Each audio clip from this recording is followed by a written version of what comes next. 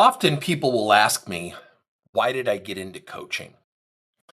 And as I turn 62 this year in December, I reflect, I think about how did I get into this field? And it's a field that I love. It's something that I get up every day excited to go and do. I don't think I've had a bad day in a long, long time. Yet it started probably around 40 years ago at IBM in a college internship. I'll never forget it.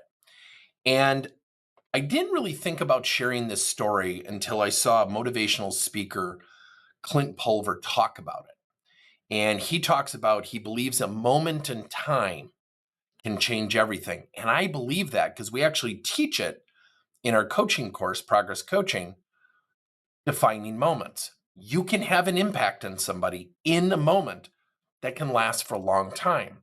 So when I watched Clint's motivational video and I watched some of the things that he had shared, I thought to myself, that happened to me in a different context, yet that happened to me. Let me explain.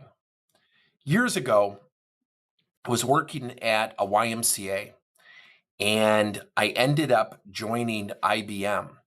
And I remember looking back, and I think there was naivete, immaturity, um, really lacking a lot of knowledge because I was a certified exercise physiology major and I was working at a YMCA. I really knew what I was doing. I was an associate director before I even graduated college.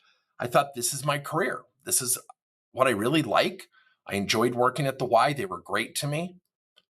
And then someone from IBM said, you should come to IBM. And I remember getting talked into it. And I look back and I think to myself, why did I agree to that?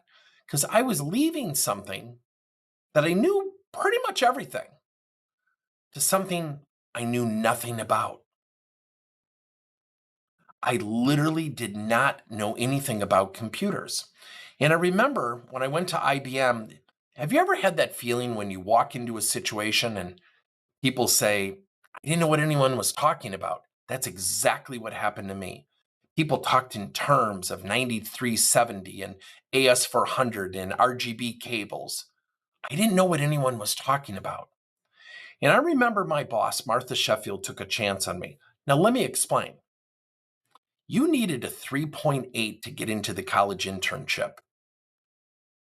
I was a 2.1, back from a point 0.7, and they took a chance on me.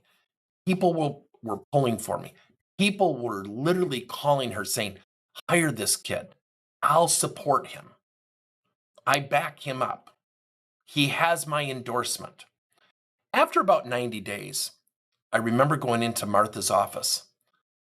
I had stomach cramps. I did not want to go into that office. I hated going into that office every day because I kept getting feedback. And I'll never forget it. I went in there to quit. I went back to the YMCA. I got my job back. I felt a release of stress and pressure. And I'll never forget it. This is the moment in time that really changed my career, my trajectory of my career. I sat down with Martha. I said, Martha, I'm going to go back to the Y. I'm sorry to let you down. I just don't know what's going on here. I don't feel comfortable. It's really been frustrating to me.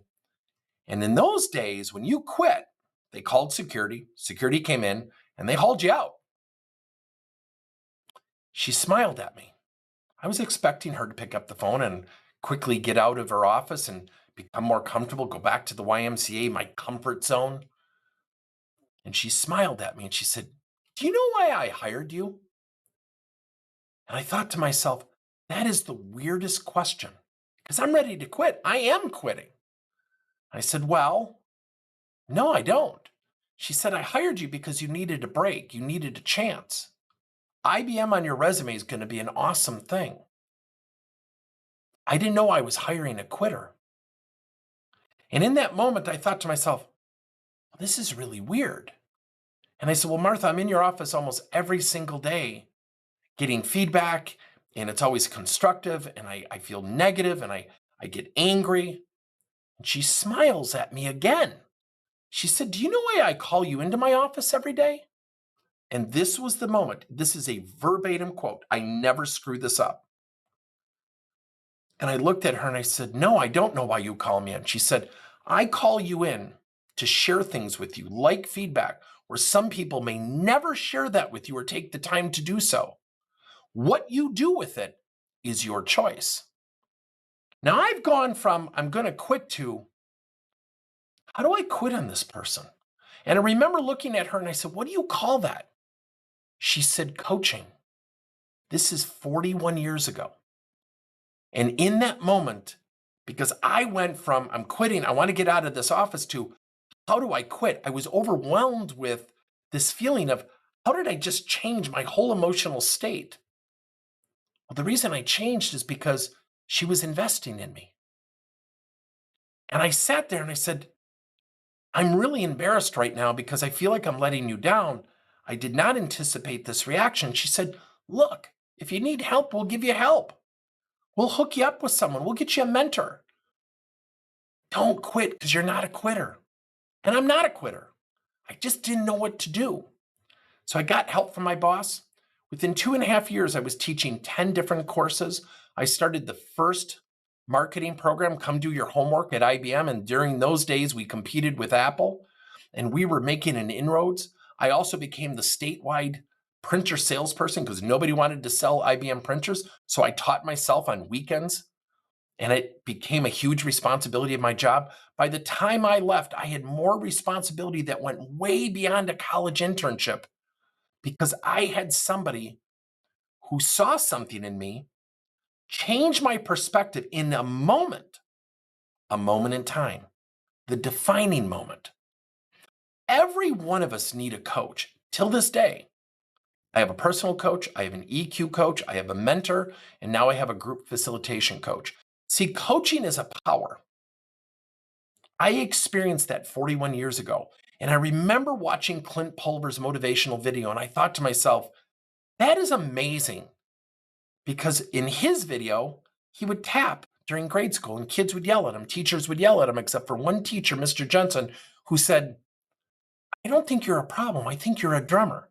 Till this day, he travels the world playing the drums and doing motivational speeches. 41 years later, I teach coaching. I coach. I probably have some coaching interaction every day, 7 days a week, 365 days a year. Don't underestimate a moment in time, that defining moment that you can receive or impart on others.